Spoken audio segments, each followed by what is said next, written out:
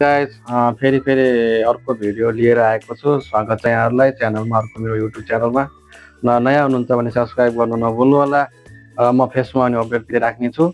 र म केही एउटा झलक देखाउन गइरहेको छु। घर पछाडिको एउटा सानो करेसाबारी छ, त्यो सानो एउटा करेसाबारीको एउटा झलक देखाउन गइरहेको छु। कृपया लाइक एन्ड सब्सक्राइब गर्न नभुल्नु होला। हस् त, धन्यवाद। र साथमा हाम्रोमा लसुन प्याज पनि लगाइएको छ।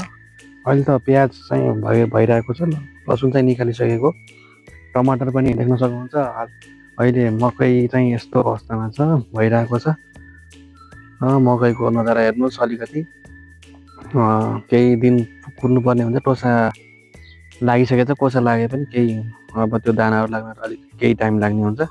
त्यसको लागि कुर्नुपर्ने हुन्छ, अब खान लायकको हुन्छ। यस्तो छ, सानोतिनो लगाइएको वैशाखी मकै। ल यो सिजनमा, वैशाखको नयाँ वर्षको सिजनमा अलिकति खान टाइम भनेको यो वैशाखको महिनामा खान टाइमको ठिक समयमा हुन्छ। र यहाँमा सानोतिनो अलिकति टमाटर पनि लगाइएको छ। सानोतिनो हेर्नुहोस्, सानोतिनो टमाटर लगाइएको अवस्था। टमाटर पनि लगाइएको छ। टमाटर सब नजारा हेर्नुहोस्। र अहिलेको खेतीपाती भनेको खडेरी मौसममा पानीको अभाव हुन्छ। 1 महिना लाग्छ, तर